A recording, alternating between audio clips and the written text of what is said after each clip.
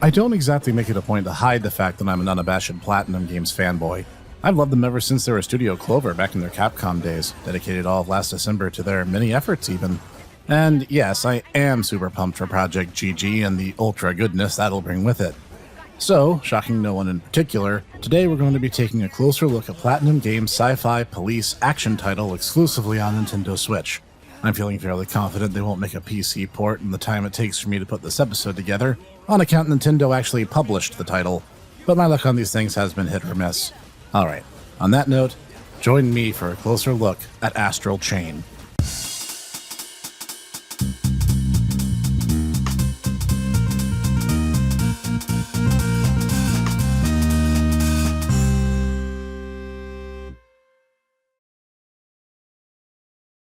Greetings everyone, I am the Hipster Snek, and today we'll be looking at the 2019 Platinum title Astral Chain.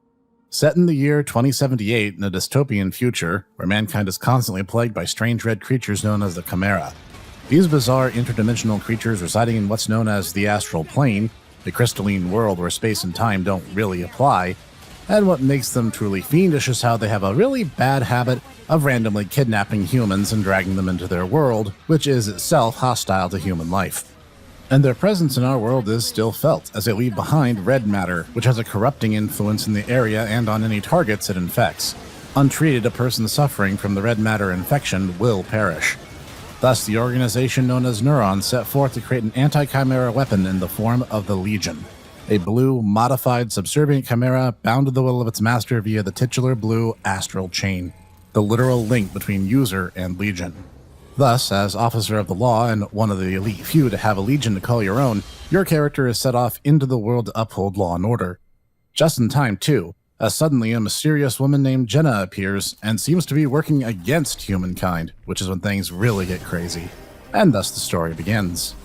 First of all, the game looks fantastic.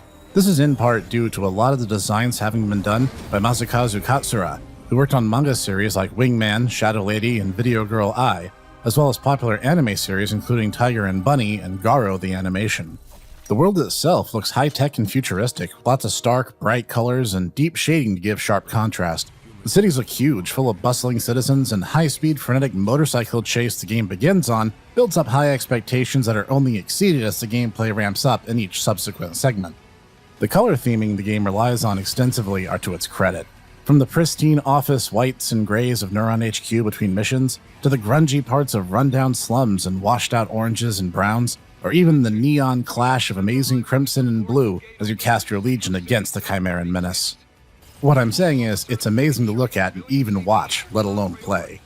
And the only way the presentation could be better is if the music was equally amazing, and thankfully, it is. This is up and away one of my favorite video game OSTs, and easily the favorite that's on the Switch exclusively. Right out of the gate with the vocal title track Savior, you know you're in for a fantastic audio experience.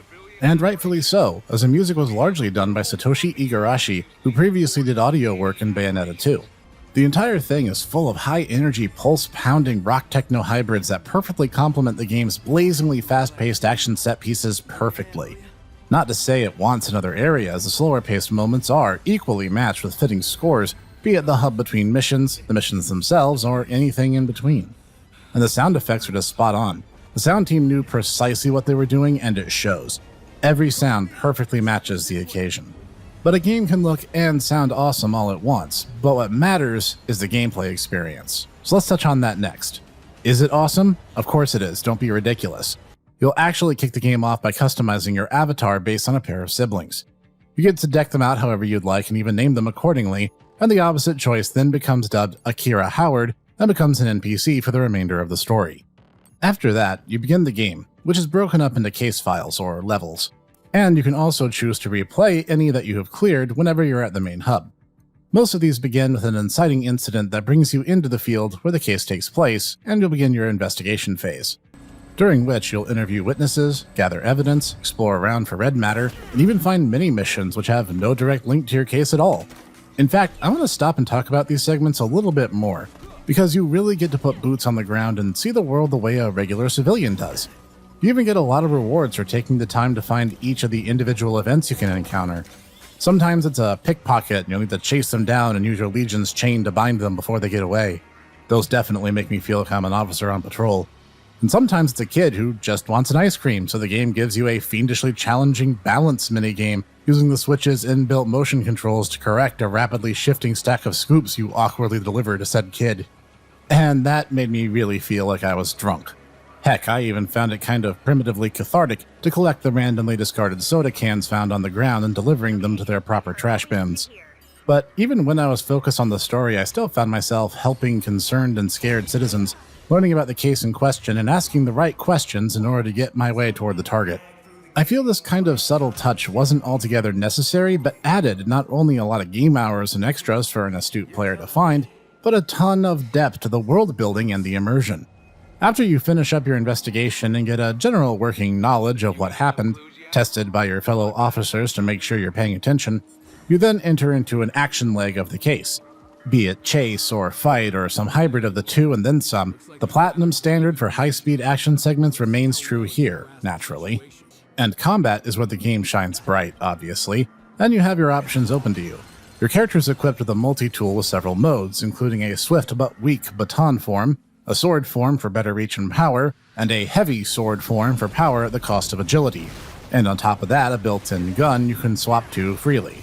On top of that, you can summon out your Legion at any time, which, over the course of the game, will come to own 4 forms all of its own based on different fighting styles. Mind you, the Legion does have its own health. In addition to whatever it incurs in battle, it'll also tick down over time whenever it's active. If its health hits 0, you'll have to wait for it to remain on standby until it can recover to 100% before you can summon it again, which will put you at a pretty massive disadvantage. However, the Legion can also heal whenever it's on standby, or overheal by delivering killing blows to an enemy, which is part of how you'll give it additional longevity by always being on the attack whenever possible. And you'll want to be attacking whenever you can, since you'll need to constantly be on the move, both between using your Legion to traverse the world, purify red matter, or fight. And in the event my gushing didn't remind you, this is a platinum game, so no, you don't have a shield or anything useless like that. You'll need to dodge, duck, dip, dive, and dodge incoming attacks instead. But you do have some tricks to call your own. For instance, extending your Legion, and thus the chain, out to act as a tripwire for charging foes, or you can send your Legion around the target in order to wrap them up in said chain in order to bind them. These tricks, coupled with your weapons and natural athletic prowess, make for a combat system that's fast, fluid, and above all else, immensely satisfying. Your combat ability is measured at the end of each case, provided you're not in the easiest difficulty setting, and you'll be judged, harshly, on your results. See, I am not super amazing at this style of play, and tend to make a lot of mistakes, and even then the game still gives me a lot of slack despite that. You gradually power up over time, and even gain new Legion forms as the plot goes on, but the general rule of thumb is your skill will matter a lot more than any stats, and thus you'll bring each case to a close as you do so. As you go, you'll continue to improve with the game and unlock the mysteries of the Astral Plane and those who would use it to their own nefarious ends. Now, all that being said, were I to issue complaint, and I do have one major one, it's that the co-op mode in this game is nigh unusable. Not helped at all by the diminutive stature of the Joy-Con controllers which it forces you to use. They feel way too small even for my grip, and the fact that control over the Legion isn't as robust or comprehensive as it should be. I think co-op is a good idea, but why not just have the second player play as Akira or some Legion-wielding officer and not necessitate such a restrictive form of movement? It's just really counterintuitive, and it killed the chance for some sweet couch co-op in this otherwise amazing game. Barring that one gripe, I love this game, if I haven't made that obvious yet. Overall, Astral Chain is one of Platinum's best, and that's quite the bragging right coming from me, and easily one of the best action games on the Switch.